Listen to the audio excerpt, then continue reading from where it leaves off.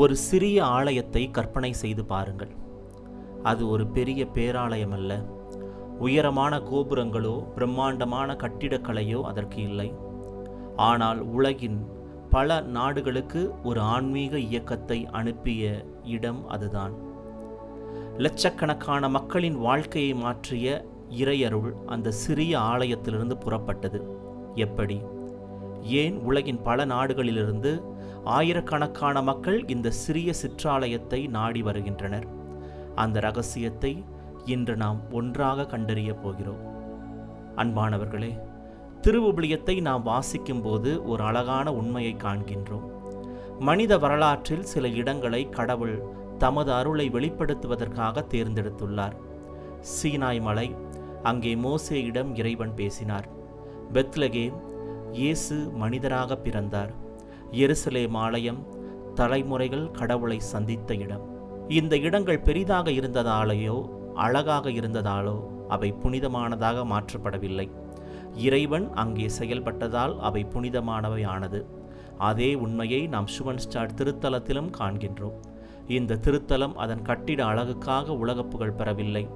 இங்கு மக்கள் இறையருளை அனுபவித்ததால் தான் இன்று உலகம் முழுவதும் அறியப்படுகின்றது. திருத்தலம் என்ற வார்த்தை நமக்கு மிகவும் பரிச்சயமானது. வேளாங்கண்ணி, பூண்டி, லூர்து மாதா, ஃபாத்திமா அன்னை, இந்த இடங்களுக்கு ஏன் மக்கள் செல்கிறார்கள்? கட்டிடங்களை பார்க்கவா? இல்லை, அங்கே கடவுளை சந்திக்க, அமைதியை பெற, குணமடைய, தங்கள் குடும்பத்திற்காக ஜெபிக்க, வாழ்க்கையில் புதிய நம்பிக்கையை பெற. அதனால்தான் திருத்தலங்கள் என்றென்றும் திருப்பயணத்தின் மையங்களாக இருந்து வருகிறது. ஷுவன்ஸ்டாட் திருத்தலமும் அதே கத்தோலிக்க மரபின் ஒரு பகுதியாகும். ஆனால் இதற்கு ஒரு தனித்துவமான அழைப்பு இருக்கிறது. 1914ஆம் ஆண்டு முதலாம் உலகப் போர் தொடங்கிய காலம். ஜெர்மனியில் உள்ள ஷுவன்ஸ்டாட் என்ற சிறிய கிராமத்தில் ஒரு பழைய கல்லறை ஆலயம் இருந்தது. அதை யாரும் பெரிதாக கவனிக்கவில்லை. சிறியது, எளிமையானது, மறைக்கப்பட்ட ஒன்று. அந்த சிறிய ஆலயத்திற்குள் ஒரு இளம் குரு சில மாணவர்களை அழைத்துச் சென்றார். அவர்தான் அருட்தந்தை ஜோசப் கென்டனிக். அவர் அந்த இளைஞர்களிடம் ஒரு துணிச்சலான வேண்டுகோளை முன்வைத்தார். இந்த இடத்தை அன்னை மரியாள் தமது சிறப்பான அருளின் இல்லமாக மாற்றும்படி நாம் வேண்டுவோம். அது வெறும் ஜெபம் மட்டுமல்ல, ஒரு உடன்படிக்கை, அன்பின் உடன்படிக்கை. அந்த நாளிலிருந்து எண்ணற்ற மக்கள் இந்த ஆலயத்தில் இறையருளை அனுபவித்ததாக சாட்சி சொல்லத் தொடங்கினர். அந்த சிறிய ஆலயம் உலக வரலாற்றையே மாற்றும் ஒரு ஆன்மீக மையமாக மாறுகிறது. இன்று உலகின் ஒவ்வொரு கண்டத்திலும் ஷுவன்ஸ்டாட் திருத்தலங்கள் உள்ளன.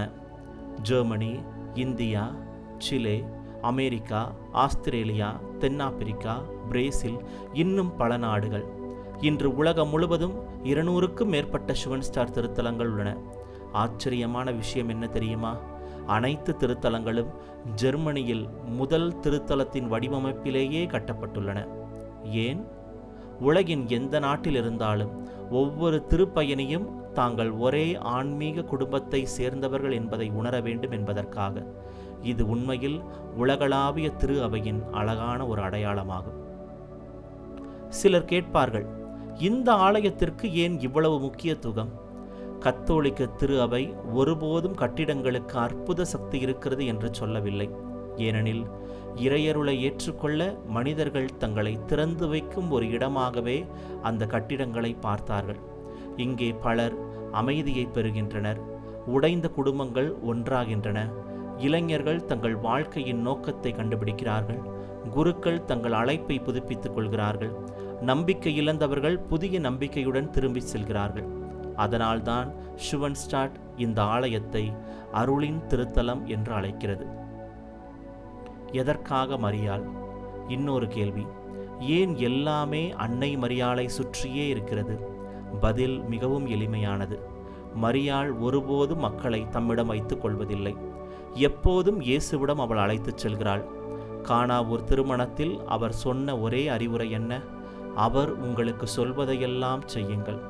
அதுவே ஒவ்வொரு ஷுவன்ஸ்டாட் திருத்தலத்தின் பணியாகும்.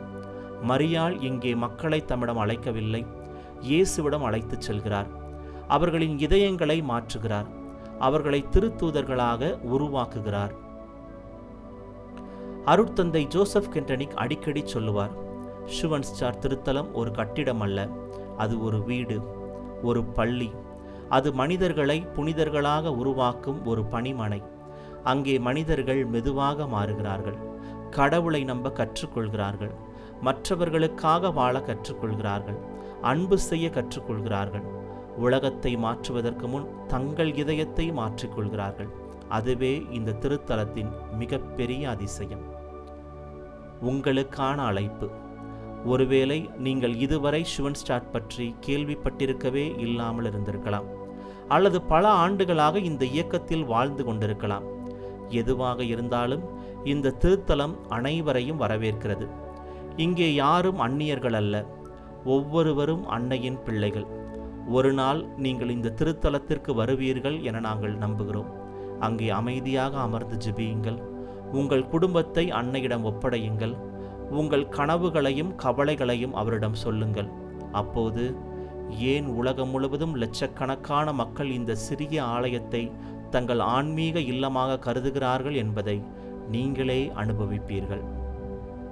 உங்களுக்கு தெரியுமா, உலகம் முழுவதும் 200க்கும் அதிகமான ஷுவன்ஸ்டார்ட் திருத்தலங்கள் உள்ளன. ஒவ்வொரு திருத்தலமும் ஜெர்மனியில் உள்ள முதல் திருத்தலத்தின் வடிவமைப்பிலேயே கட்டப்பட்டுள்ளது. ஷுவன்ஸ்டார்ட் இயக்கம் இன்று பல நாடுகளில் செயல்பட்டு வருகிறது. உலகின் எந்த நாட்டிலுள்ள ஷுவன்ஸ்டார்ட் திருத்தலத்திற்கு சென்றாலும் நீங்கள் ஒரே உலகளாவிய ஷுவன்ஸ்டார்ட் குடும்பத்தின் உறுப்பினராக உங்களை உணரலாம். ஒரு சிறிய ஆலயத்தில் தொடங்கிய இந்த வரலாறு இன்று உலகம் முழுவதும் கோடிக்கணக்கான மக்களின் வாழ்க்கையை தொட்டுள்ளது. ஆனால் இந்த திருத்தலத்தை உண்மையில் அருளின் திருத்தலம் என்று அழைக்கச் செய்வது என்ன? திருப்பயணிகள் இங்கு பெறுவதாக சொல்லப்படும் 3 சிறப்பான அருள்கள் என்ன? அடுத்த நிகழ்ச்சியில் அவற்றை ஆழமாக அறிந்து கொள்வோம். அதுவரை மகா ஆச்சரிய அன்னை உங்கள் குடும்பத்தையும் உங்கள் வாழ்வையும் தம் அன்பால் வழிநடத்துவாராக. மீண்டும் சந்திப்போம். இறைவன் உங்களை ஆசிர்வதிப்பாராக.